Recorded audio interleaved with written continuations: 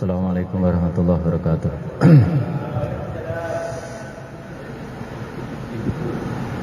Kita lanjut nih membahas beberapa masalah-masalah waqi'iyah yang terjadi di masyarakat, masalah-masalah harian yang terjadi di masyarakat. Pertanyaan bersuci yang setelahnya, mengapa harus pakai debu?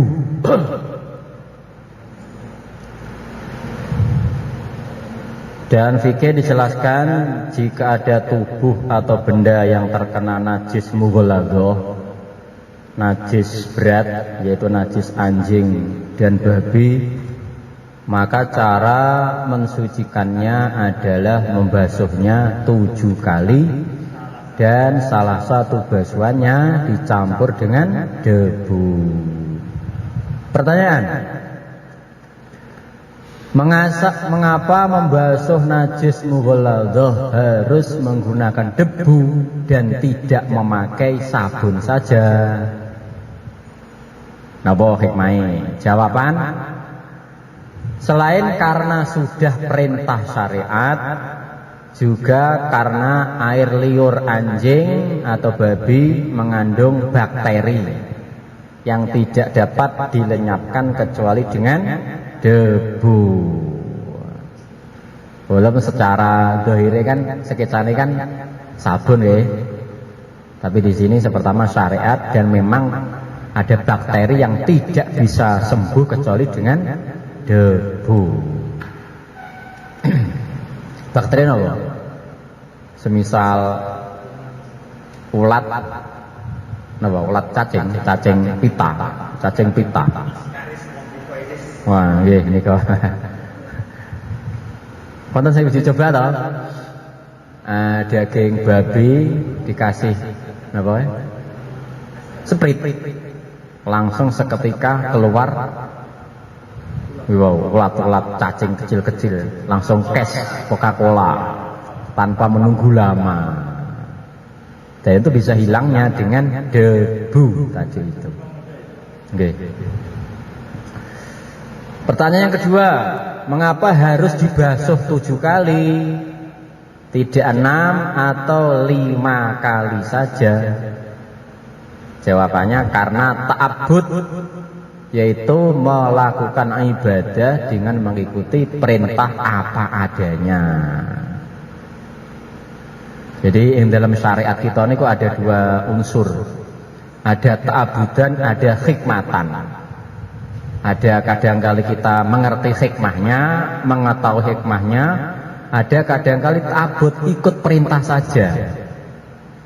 Ikut perintah saja. Nah, termasuk di sini, ini termasuk ta'abud, ikut perintah saja tanpa melihat hikmah yang ada di dalamnya.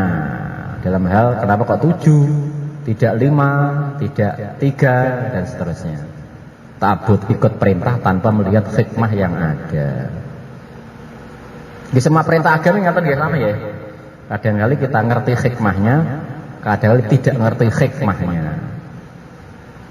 Termasuk yang kita bisa ambil hikmah dari perintah seperti dalam bab nikah, kan jelas hikmahnya nggih. Untuk mengontrol syahwat nafsu terarah, itu hikmahnya dari pernikahan.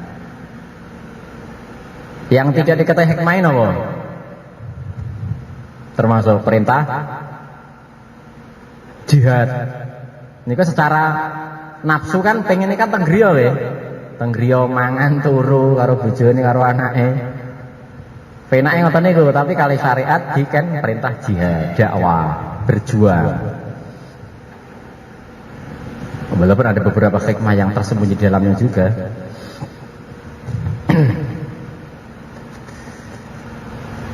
Boleh niku pertanyaan pertama. Pertanyaan nomor 2, masalah kotoran telinga. Oke? Hikmah. Oke, ada hikmah. Ta'abudan sama hikmatan, ada hikmah yang tersembunyi. Oke?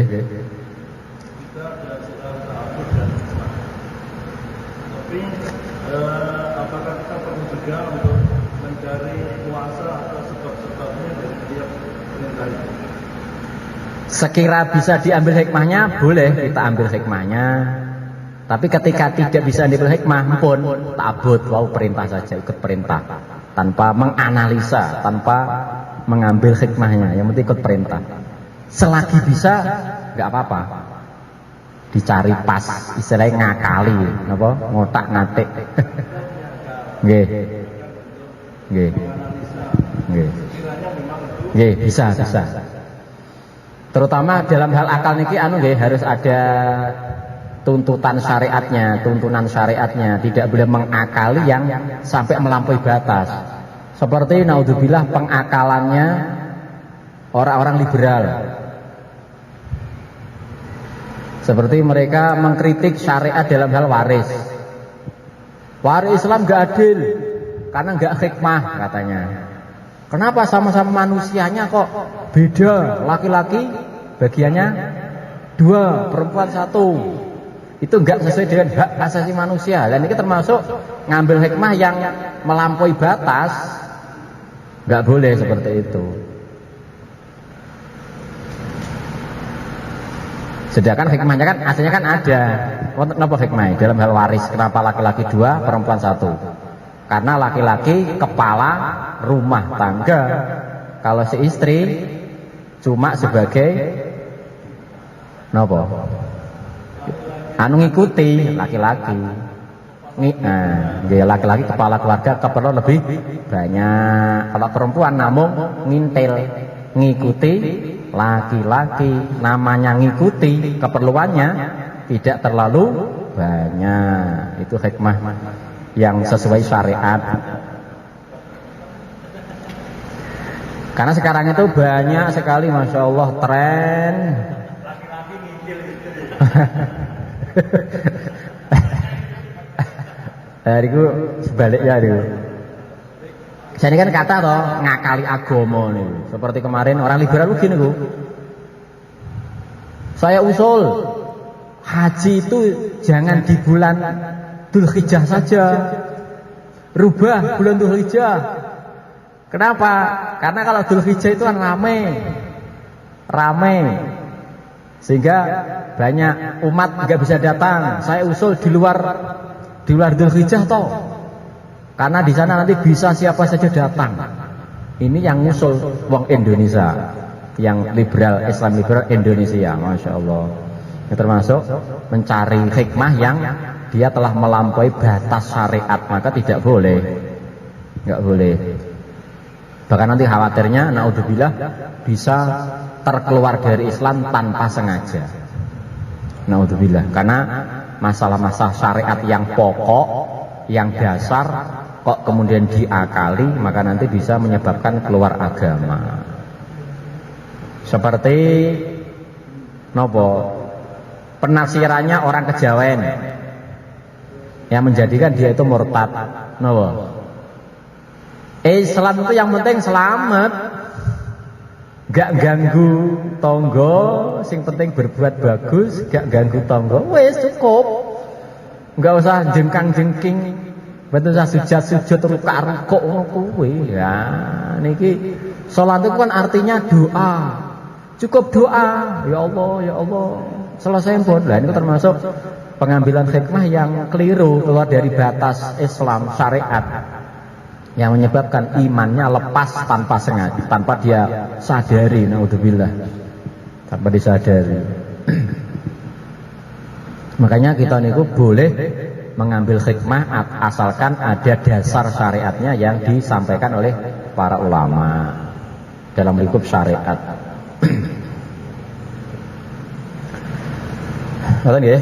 Nomor kali kotoran telinga.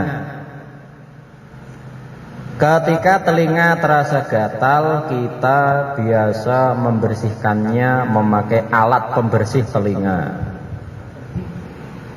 katembut.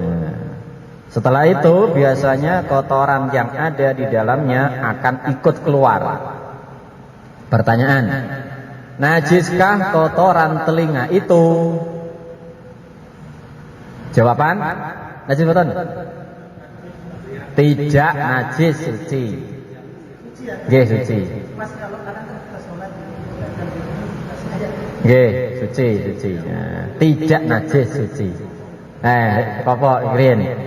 Pertanyaan nomor 2. Jika kebetulan menderita penyakit telinga, jadi kopokan, naudzubillah. Bagaimana hukum cairan putih yang ada di dalamnya? Jawaban, najis tetapi dimaafkan. Najis tapi dimakfu. Nggih, dimakfu. Nalikane sholat kok kemudian menetes, maka tidak apa-apa. Nanti sholat setelahnya nggih dihilangi, nggih dicali ya. Untuk sholat setelahnya dihilangkan dulu, baru nanti sholat kedua walaupun keluar lagi tidak apa-apa. Begitu juga mimisen sami nggih. Mimisen niku sama mimisen kalau pas sholat niku dimakfu. Nggih, dimakfu. Yang penting netesnya masih mengalir seret ngoten. Teng lantene mboten napa-napa, maksudnya nggih mengke sak badane salat langsung kita suci. Ora hubungan dengan najis. Nggih, langsung dicuci. Nggih.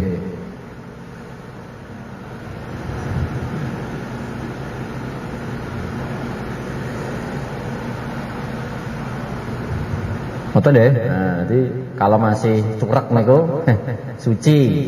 Tapi kalau naudzubillah kopon niku najis tetapi dimaafkan.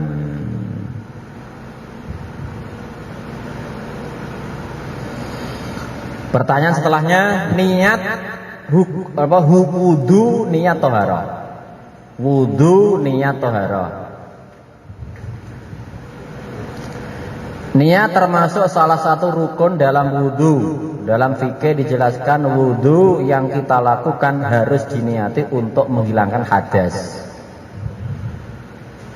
Nawaitul wudu'a lirafil hadasil asghari lillahi ta'ala, menghilangkan hadas kecil. Pertanyaan, mengapa wudu dihukumi tidak sah bila hanya diniati toharoh bersuci tanpa disertai niat anil hadas, toharoh anil hadas? Kalau niat bersuci saja niku tidak sah, harus ada tambahannya anil hadasi, toharoh anil hadas.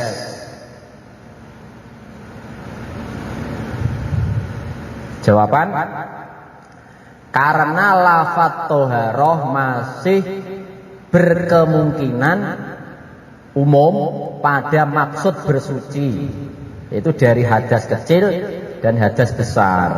Jadi kata-kata toharo ini kan suci, mengandung dua makna. Maknanya bisa bersuci dari hadas kecil atau bersuci dari najis dan hadas ya.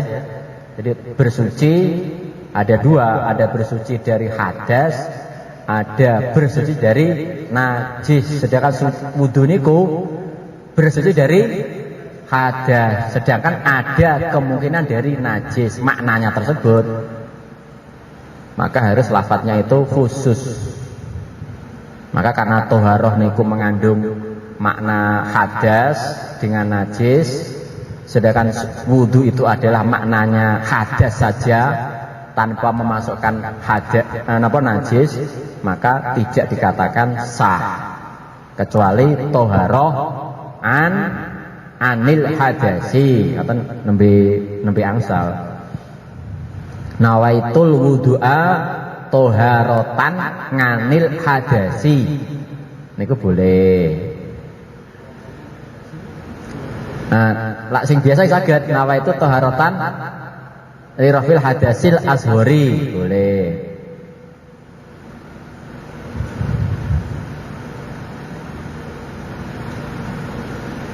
Lak sing nika sing tayamum sing nanti takut itu sing nika. Sing toharotan niku.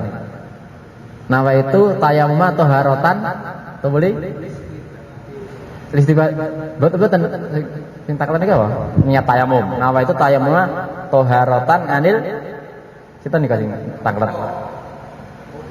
Betul hadir. Betul hadir.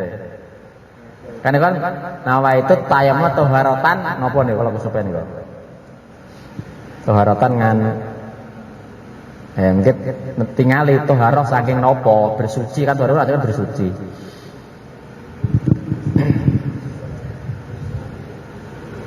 Kalau wudunya niat wudu kemawon sah mboten? Wudu niate wudu mawon, mboten lirah hadasi asghari. Sah mboten? Nama itu wudu sah. Sah. Nah, niat ingsun wudu niku pun dianggap sah. Nawaitul wudu pun dianggap sah. Kecuali kalau mandi wajib. Kalau mandi wajib harus ada kata-kata mandi wajib. Kalau cuma mandi saja niku belum cukup. Kita junub kumpul kali istri, tapi niatnya namung mandi saja. Niku belum cukup ya niatnya. Harus ada kata-kata mandi wajib, mandi junub, mandi haid, mandi melahirkan. Kalau mandi saja belum cukup.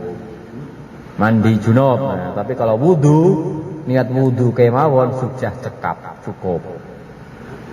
Ustaz, kalau penambahan kata lirofil itu dimaklumkan. Boten. Kata saya. Itu bukan lirofil, ada sih asbori. Bila kita penambahan ini kita ditekankan penambahan kata itu. Sing bener yang tadi kalau lihat hadis sih. Nama itu. Toharohnya di mana? Niki maksudnya toharoh mawon.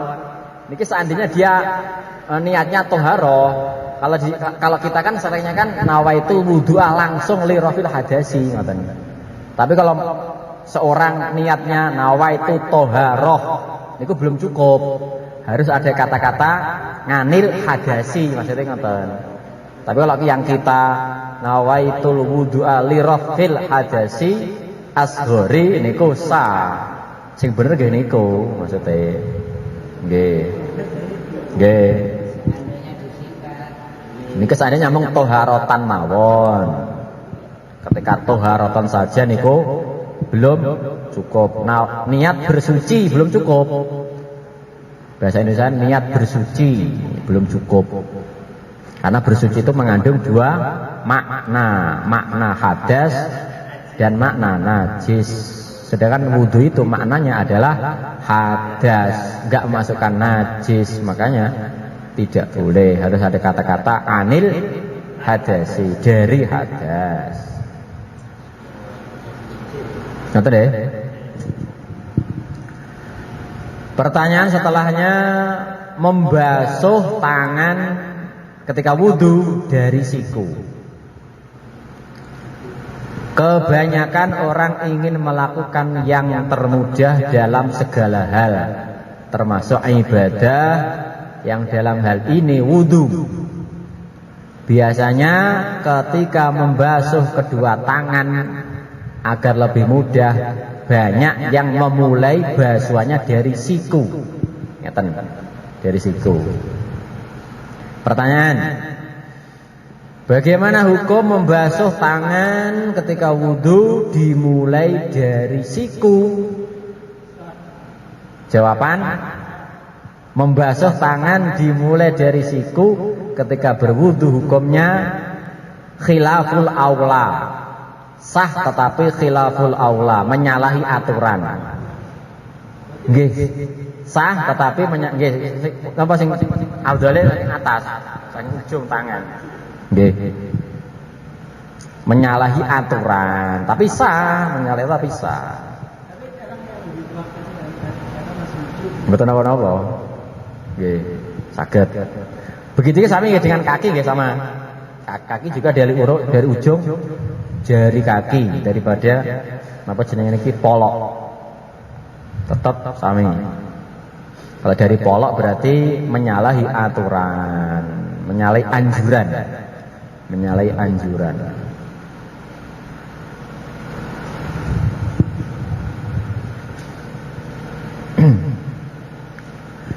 Pertanyaan setelahnya, kaki palsu. Husni mengalami kecelakaan yang menyebabkan kakinya harus diamputasi. Dipotong ya. Karena Husni orang kaya, dia mengganti kakinya dengan kaki palsu yang disambung dengan sisa kakinya yang terputus. Kakinya potong terus disambung dengan kaki palsu. Pertanyaan, apakah kaki semacam itu wajib dibasuh ketika berwudu? Jawaban, kaki orang tersebut tetap wajib dibasuh apabila melekat. Melekat. Oke, kalau melekat wajib dibasuh karena dianggap anggota badan asli. Mboten maksudnya melekat niku melekat dengan ujungnya sing tugel niku. Lah bukan pasal berarti mboten melekat. Berarti mboten wajib lah niku. Kalau bongkar pasang itu namanya bukan melekat. Mas melekat niku nggih gabung jadi menjadi kulit lagi maksudnya nggih. Jadi kulit lagi. Nggih. Kadang dia pakai, kadang dia enggak gitu kan. Kalau posisi misalkan barang misalnya nih lagi ini jamnya mepet, dia udah enggak lagi. Dia sebenarnya lebih nyaman dia lepas gitu. Tapi kadang ya pas dia pakai dia wuduin. Yang potongan tadi.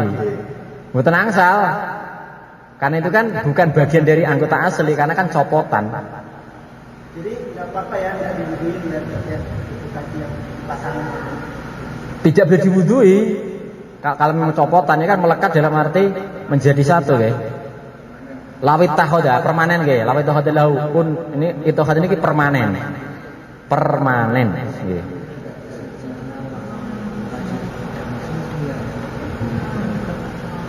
Berarti lak ngoten sing potong niku dingatane mawon sing ujunge sing potong. Ngoten. Sing nggih ujungnya saja yang terpotong.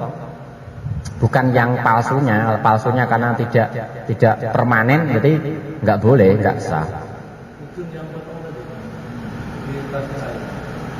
Nggih, kalau bisa dicabut ujungnya, kalau enggak bisa mungkin nggih pinggire mawon, pinggir tengah-tengah buka. Nggih. Pokok yang ada. Nggih, yang ujungnya. Ujung potongan itu di tengah-tengah mawon cekap. Dan harus nopo celonone di ngetene nggih. Kalau di atas celana kan enggak sah. Harus di celana, di luar celana. Kulitnya niku.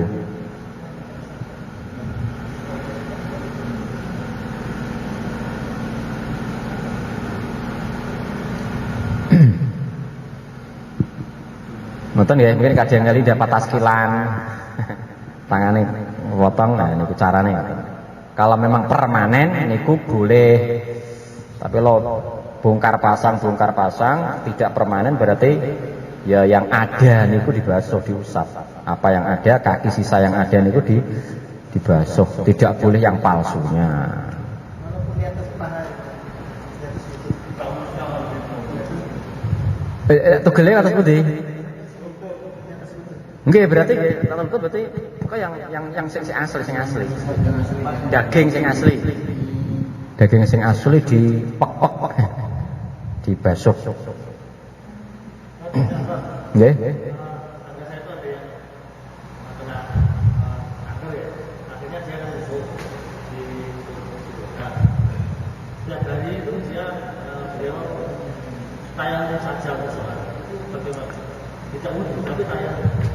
Sakitnya apa tadi? Kanker otak. Oh. Stroke.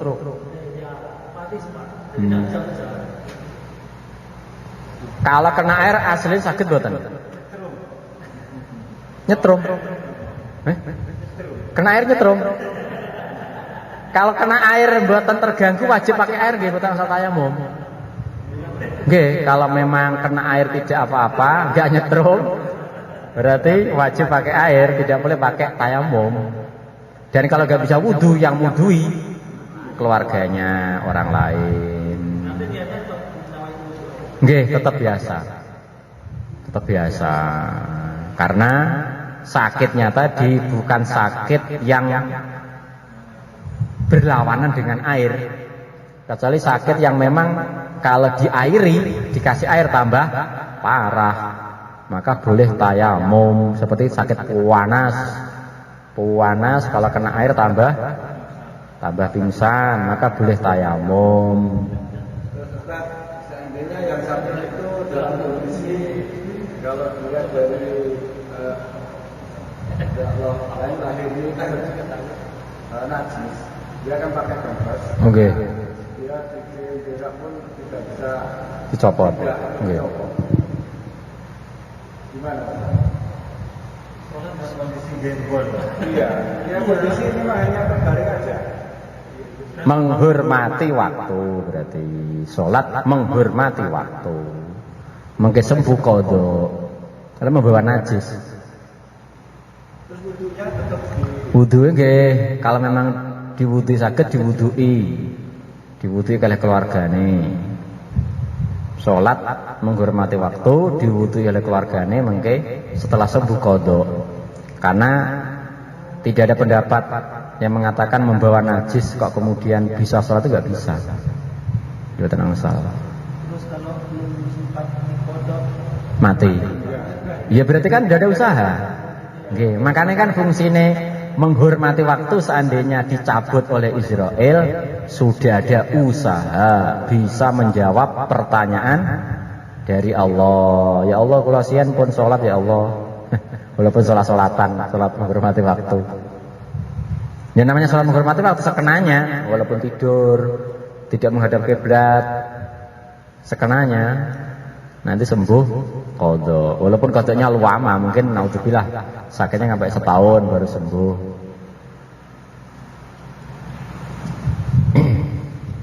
Ngoten nggih. Daging ayam yang digodok. Ayam potong sebelum bulunya dicabut akan dimasak dulu beberapa menit dalam air mendidih agar lebih mudah dicabuti. Biasanya ayam tersebut langsung dimasukkan ke air tanpa dibuang kotorannya. Asalnya tadi kita nyembelih ayam potong, tumuli biar dicabutinya mudah, langsung dimasukkan ke air mendidih. Air panas. Pertanyaan, apakah ayam tersebut dihukumi najis? Jawaban, daging ayam tersebut tidak najis, tetapi mutanajis, barang yang terkena najis. Untuk mensucikannya cukup dengan disiram air 1 kali saja. Setelah mungkin bulunya dicabuti, ayamnya gundul, langsung dicuci sepindah pun cekap. Biasanya ngoten toh. Nah, Pak tukang ayam. saya memang ya itu Iya. nanti sendiri memang Nggih. bersihin dan cuci bersih semuanya. Yang pakai mesin itu, Nggih. Enggak, saya pakai tadi. Pakai mesin itu seperti ini prakteknya. Pakai mesin memang air panas tapi enggak terlalu panas. Lancar, Nggih.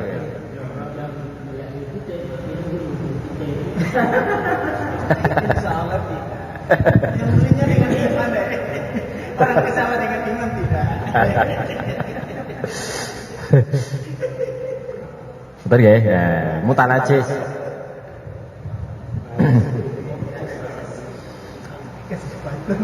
Membunuh nyamuk di masjid. Nah ini sering nih, membunuh nyamuk di masjid. Nyamuk tidak memilih tempat untuk mencari makanan, tak terkecuali di masjid. Pertanyaan, bagaimana hukum membunuh nyamuk di masjid? Boleh mboten? Boleh, asal segera dibuang bangkainya keluar.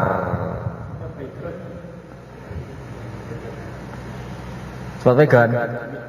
Nggih, mboten napa-napa, tapi tetap mengke langsung dibuang. Niki sing penting langsung dibuang nggih. Nalika kita ceplek niku langsung bangkainya dibuang.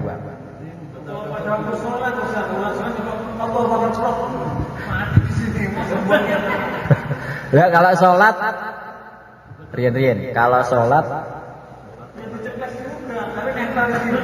kalau sholat membawa bangkai itu sholatnya batal. ketika sengaja ya, sengaja ngeplek niku dan napa bangkaine nempel teng kulit, teng baju niku salate batal. Mboten salate mawon, salate batal langsung dihilangkan, salat lagi. Wudune mboten batal, salat yang batal salatnya. Nggih, karena membuang bangkai langsung dibuang. Kecuali refleks nggih. Refleks tanpa sengaja, asalkan bangkainya tidak nempel niku tidak batal salatnya karena refleks napa keplek ngoten. Ya, mboten angsal. Kan nyamuk termasuk binatang yang tidak ada darahnya. Jadi berarti wonten kalih. Binatang itu perinciannya ada dua. Ada binatang yang membawa darah, ada binatang yang tidak ada darahnya. Kalau binatang itu tidak ada darahnya seperti nyamuk, cicak, semut, niku dimaafkan ketika jatuh di air. Tidak najis airnya. Tapi kalau ketika sholat membawa bangkai nyamuk, laron, niku sholatnya batal. Kalau bangkainya dibawa waktu sholat. Ngerti nggih? Tapi kalau masuk di air, di gelas, mboten najis. Semut masuk di napa niku gelas tidak najis. Asalkan jatuhnya jatuh sendiri. Jatuh di gelas yang ada jatuh, kecuali dijatuhkan nggih. Mungkin dijatuhkan anu, kalau dijatuhkan sengaja wis mati. Dilebokne asli niku mungkin najis. Yuk bisa. Ini walaupun imam, kemudian ada nyamuk kita pukul, like begitu. Ini berarti imamnya mundur.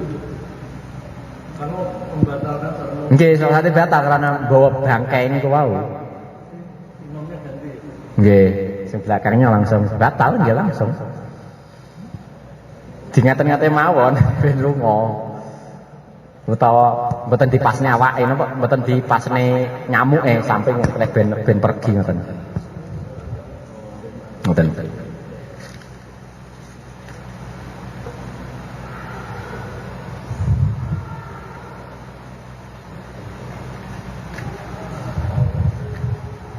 Tumuli nomor setelahnya darah pada daging sapi.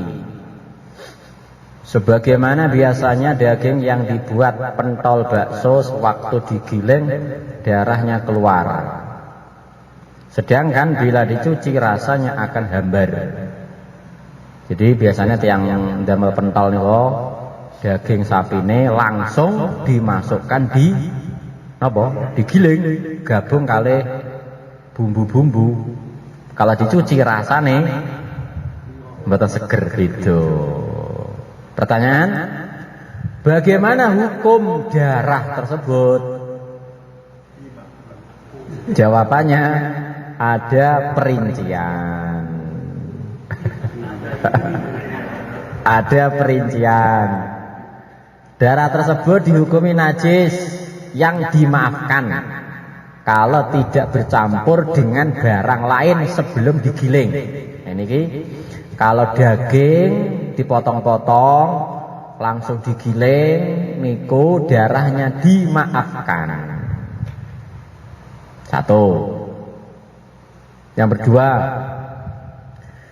dihukumi najis yang tidak dimaafkan apabila bercampur dengan barang lain sebelum digiling. Niki contohnya adalah sebelum digiling daging dipotong-potong, dicuci pakai air, berarti dia bercampur dengan air, dipotong-potong, cuci dengan air, kemudian setelah cuci air ada darah-darahnya, maka itu tidak dimaafkan, itu najis. Paham gak? Jadi yang kedua dipotong-potong, cuci air, campur dengan air, darahnya keluar, digiling, maka itu najis yang tidak dimaafkan. Nggih, karena campur dengan barang lain. Air yang tadi yang nyuci tadi itu. Tetapi menurut apa yang ditunjukkan oleh pernyataan Imam Nawawi dalam Majmu', darah tersebut dihukumi suci. Pun niki mawon. Pakai pendapatnya niki mau yang mudah. Aman pun niki paling aman niki. Walaupun langsung mboten dicuci atau dicuci riyen tetap najisnya dihukumi suci. Tidak najis. Ini paling gampang niki pun. Nah, nggih, betul saperincian niki paling aman dihukumi suci. Ini apabila darahnya itu dari daging nggih. Kecuali kalau disembelih tumuli darahnya ditampung, dan itu jelas najis. Niku betul asal, itu jelas najis haram. Didih. Kalau darah yang nempel di tulang itu haram nggak? Betul apa-apa ini ke wau. Oh. Nggih. Dimaafkan. Nggih, betul apa-apa dimaafkan. Dimaafkan. Nih, betul-betul isiane. Kan dari digodok, goreng itu dimaafkan.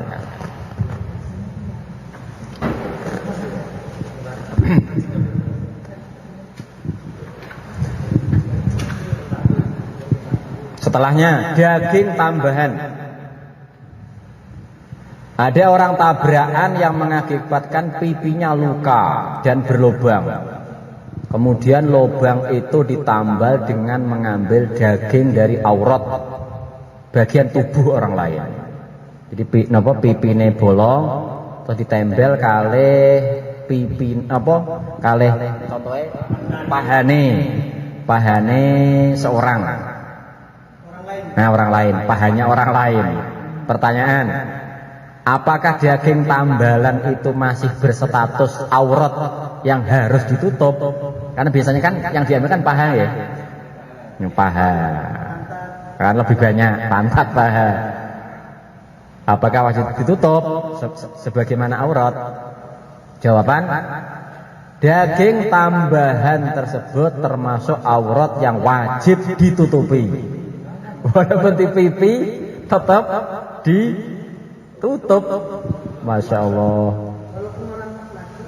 Enggak, kan pipi kan aurat, laki perempuan kan diambil dari pantat, dari paha. Enggak, walaupun sendiri. Enggak, kan aurat ini dari anggota aurat.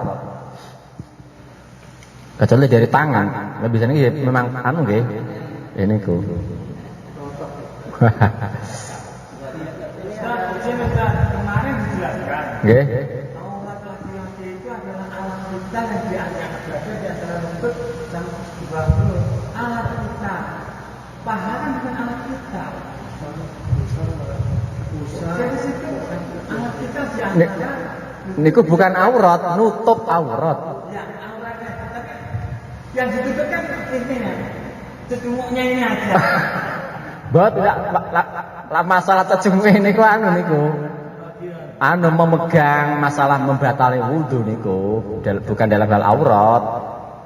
Kalau auratnya laki-laki niku tidak hanya dipusar sama lutut, seluruh badan. Aurat lelaki di hadapan perempuan bukan mahramnya, seluruh badan. Bukan hanya pusar sampai lutut, bukan hanya apalagi cuma alat vital saja. Seluruh badan. Jembatan maksudnya kategori seluruh badan itu tidak kemudian cadaran seperti perempuan, boten. Ya, kita lihat kehidupan para sahabat betul-betul cadaran. Jadi aurat laki-laki di hadapan perempuan bukan mahram, seluruh badan. Dalam arti tidak kemudian cadaran, boten. Nggih tetap dalam porsi nggih pakai baju panjang yang menutupi nggih ngeten mawon cukup. Menutupi napa? Ngeten utawa nggih minimal pakai kaos ngoten yang tidak menjadikan syahwat.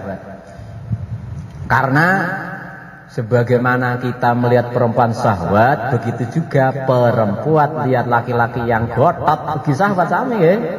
Sami. Sami.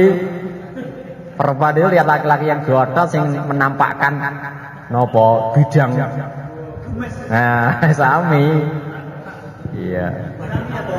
Nggih sama nopo sama nyetrume sama saja. Nggih sama. Makanya sama.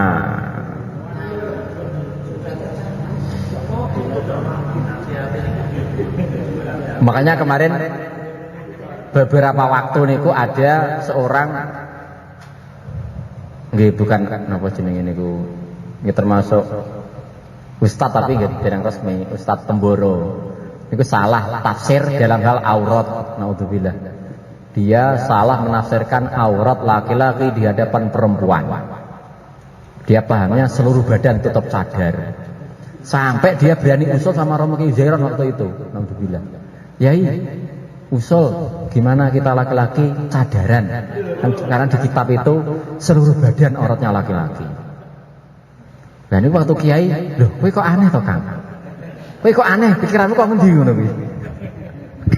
Dan itu oleh dia itu dipraktekkan itu. Dia itu ketika ketemu sama perempuan kan dia pakai serban ngoten, pakai serban langsung serban kan panjang apa jenenge niki? Apa buntutnya kan dawa niku langsung ketika perempuan langsung dikatone srayat ngoten dicadari ngoten. Masya Allah. Lah karena Romo Kiai ngendika kowe kok aneh kok ngendi olehmu, naudzubillah dia kena fitnah murtad. Naudzubillah. Mungkin sing anu kenal kita wis sekitar piyambe boyong sebelum tahun 2000-an. Bukan boyong ya anu nih ustaz ini. Ya anu bukan ustaz alumni tapi piyambe ini kan ceritanya ngaten. Ceritanya kan sebelum ke Al-Fatah kan karkun 4 bulan dakwah. Kemudian kan kuliah, anak kuliahan dakwah 4 bulan dapat hidayah kemudian ke Temboro. Ke Temboro dia bacaannya bagus, kemudian sama Romo Kiai Zairon dikasih tugas untuk ngajari fashohah Al-Quran. Dan dia itu kelebihannya memang ahli mujadah nih, ahli mujadah 24 jam pakai full sunnah, jubah serban full 24 jam. Ya Allah. Puasa terus.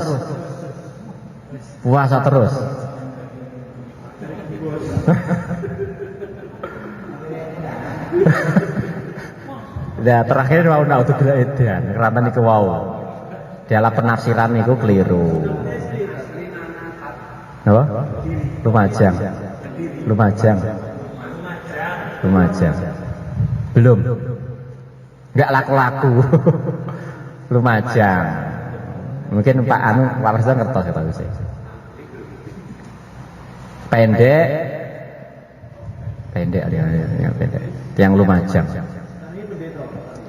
Nggih nika terakhir istimak 2004 kali kan dipanggil nih, oleh Romo Kiai Zairon dipanggil, dinasihati kan syahadat. Napa murtate niku dia meyakini ada nabi lagi. Rasul memang putus habis, tapi kalau nabi masih ada. Sampai dia bikin buku selebaran brosur disebarkan ke karkun-karkun. Nah 2004 dia datang istimak Kudama istimak Kudama. Nah, dia datang kemarin ke istimak terus lapor, ada seorang lapor. Romo Kiai dipanggil, ditahqiq, dinyatakne. Kang syahadat Kang Kang. Nggih syahadat, tapi dia mengatakan cuma lesan saja. Tapi sebelumnya di sana itu dihukum oleh Romo Kiai itu penjara 3 hari. Sian kan ada penjara pondok kan loh, ada penjara pondok di penjara 3 hari kan syahadat, gitu hari syahadat pun dilepas nih mulai. Sekarang entah beritanya nggak pernah dengar, entah pun meninggal atau tobat mulai, tapi nggih, masya Allah. Memang kejelasan nih, yang pertama wow. Nomor kedua niku indikasi yang salah karena dia ahli fasohan niku mengkritik qiraah sab'ah. Kan bacaan al kan wonten sedasa atau 7 atau 10 niku qiraah sabah qiraah asyarah. Ada qiraah asyarah, qiraah sabah. Maka dia mengkritik Romo Kiai, apa ada itu qiraah sabah? Enggak ada itu. Maka dari dua perkara sing aneh tadi, naudzubillah. Dadine gembos, naudzubillah. Ahli tirakat kalau dohirnya, Masya Allah. Ya Allah. Termasuk awalun itu, awalun.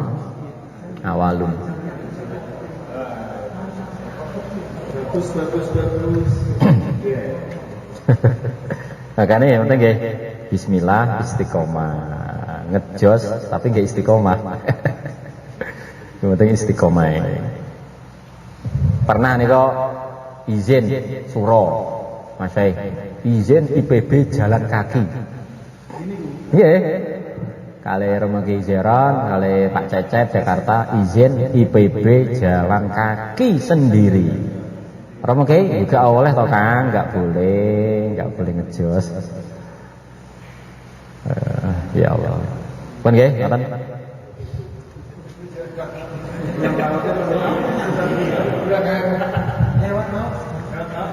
Napa? Ya sidane mundur. Ternyata setelah lewat laut kan mboten wani nyebrang.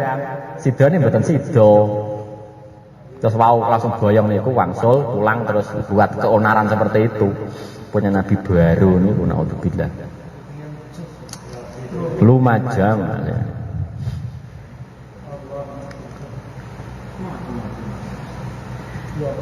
Boleh, setelahnya memegang anus buatan. Ada seorang bayi dilahirkan tanpa lubang anus. Ini sering nih. Seorang bayi dilahirkan tanpa lubang anus. Kemudian bayi itu diberi lubang anus buatan. Pertanyaan, apakah memegang lubang anus buatan tersebut dapat membatalkan wudhu? Jawaban, memegang lubang anus buatan tersebut dapat membatalkan wudhu apabila diletakkan di tempat lubang anus yang asli. Teng mriku. Berarti kalau tempatnya itu bukan tempat yang asli, tidak batal. Mungkin letaknya di paha, berarti bukan batal. Nah, biasanya teputi nih gini, ngertos bukan? Teng perut. Jadi khususnya orang khususnya anusnya dari depan. Masya Allah. Saya punya anggota beberapa. Niku sing mulai lahir nopo? Karena gejala penyakit. Khususnya nggak berfungsi. Iya. Anusnya nggak berfungsi, urut maksudnya Nggih. dikasih lubang di keluar. Jadi efeknya itu netes terus. Tapi mau saya tanyakan sebetulnya. Nggih. Kalau begitu gimana Ustaz? Netes terus. Kayak saja aduhai baunya. Aduhai. Netes terus Ya seperti wau, kaya dene kopok wau, mimisen dimaafkan. Karena sulit menghindari. Berarti kalau memang anusnya dari perut berarti mboten batal nggih, megang mboten batal.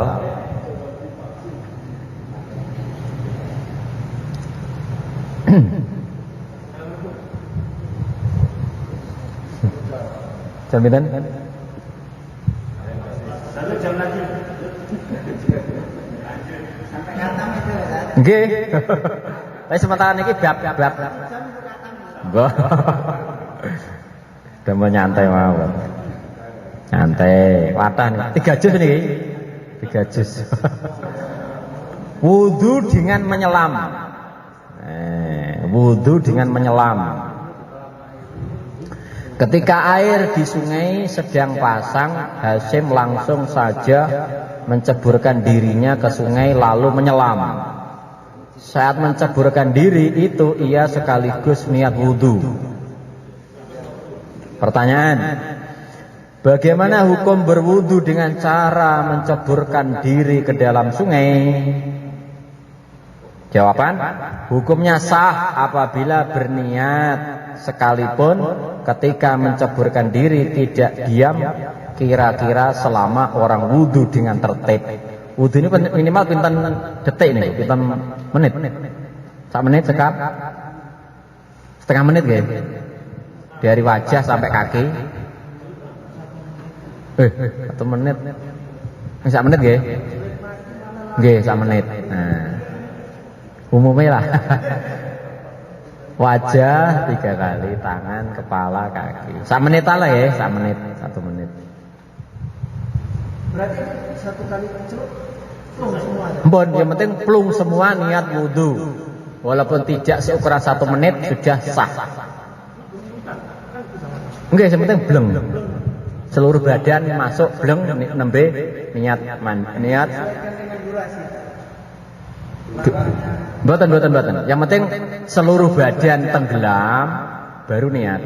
Niku batasane seluruh badan tenggelam baru niat wudhu. Walaupun di jalan tidak sampai 1 menit, 1 menit atau 1 menit setengah, tetap sudah dianggap sah wudhunya. Setelah beles tenggelam semua ya, niat wudhu. Mboten asal. Tidak boleh kepala baru masuk niat wudhu, mboten angsal. Kan mandi ini kan biasanya kan ngeten nggih. Kepala dulu loh. Kepala baru masuk niat wudhu itu enggak sah berarti. Harus tenggelam seluruh badan. Harus tenggelam seluruh badan baru niat, maka sah. Nggih, jebur seluruh badan niat.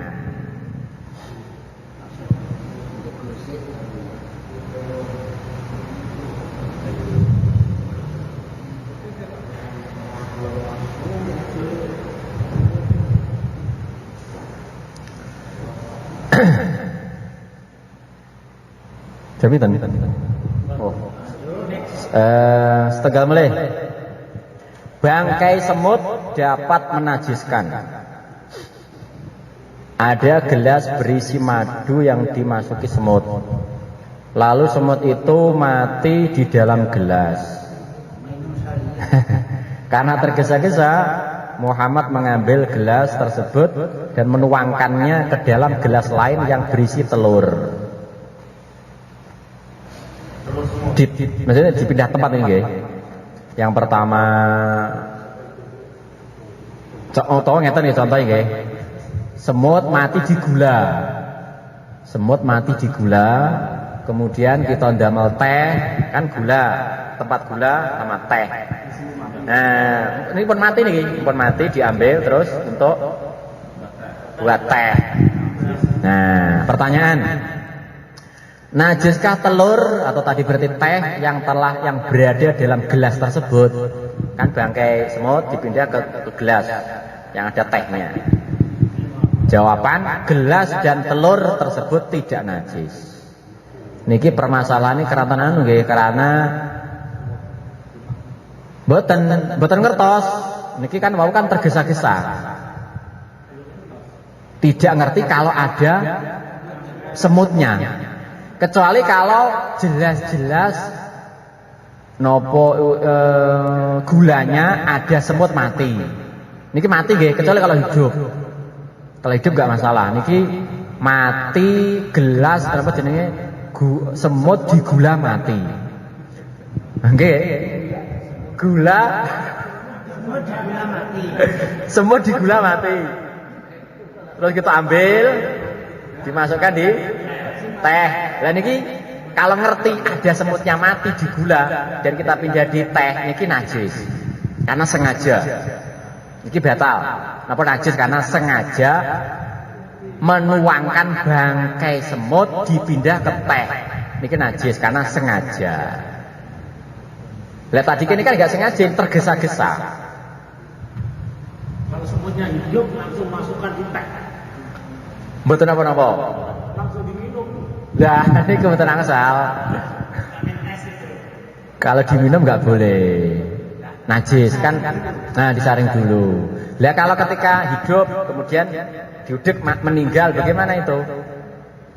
Rian kalau ini hidup terus dipindah di teh, matinya di teh. Kita ngerti ini najis atau tidak?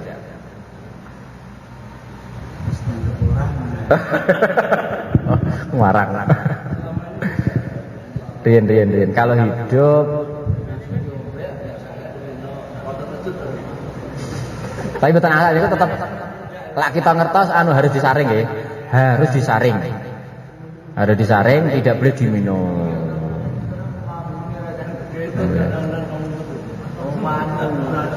Kecuali mboten ngertos. Kalau ngerti tetap dihindari.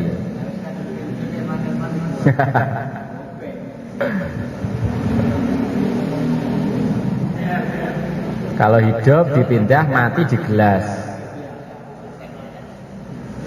Kok ketawanya sami najis? Karena berarti kan sengaja dia. Sengaja. Jadi kalau tahu abrasinya dia najis. Nggih.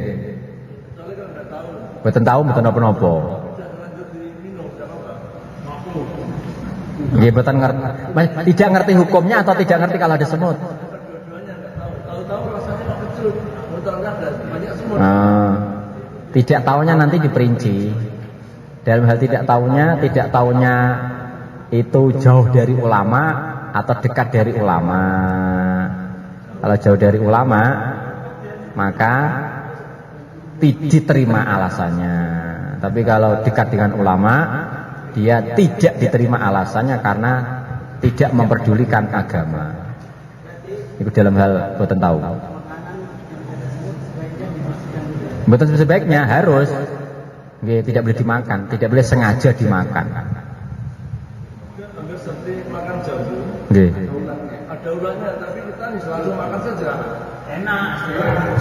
Lah mboten ngertos mboten napa-napa. Paling makannya sering hari ternyata. Kalau nggak ngerti nggak apa-apa. Kalau ngerti haram, najis, haram nggih. Haram, ulat itu kan haram. Walaupun hukumnya niku ulat niku mboten najis. Kalau masih hidup.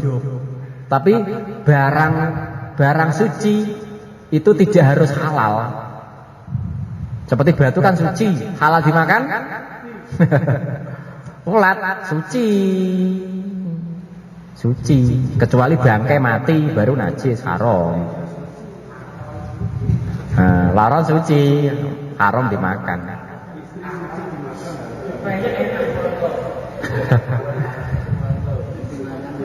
Kita tanya Nggih. mengenai telur. Telur itu biasanya kalau dari kotorannya, terus direbus. Kotoran maksudnya telek, nggih. Itu dicuci dulu. Kalau biasanya ya katakan tidak dicuci, berarti itu apa najis. Kotorane wujude napa? Tai. Tai nggih, bekas tai. Telek. Niku harus dicuci. Nggih, nggih. Kalau direbus beserta kulitnya betul napa-napa aman. Tapi kalau digoreng pas mecah niku nempel kalih kotorane najis. Najis ya. Mutan najis. Haram mutan najis. Kecuali kalau masih telur niku putih bersih, tidak ada kotoran. Niku mboten wajib dicuci, enggak ada bercaknya. Nggih. Kecuali kalau mecai pas ujungnya ya, sing ujungnya mboten tidak ada kotorannya enggak apa-apa. Mecai pas ujung, pas mboten kotorannya mboten napa-napa. Nggih tengah-tengah. Kan itu kotorannya tengah. Tengah nanti ditok gure lobang enggak apa-apa ya. Tetap suci. Masya Allah. Kalau memang kertas nggih ditolak daripada najis.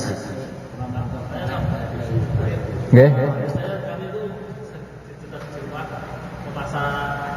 Jangan boleh kan juga hari ini. Nggih. Besok Blendrang. Blendrang. Nggih boleh blendrang bebas. Blendrang enak niku. Durian niku enak pol. Nggih, terus napa? Salah nggih. Subhanallah, subhanallah, subhanallah.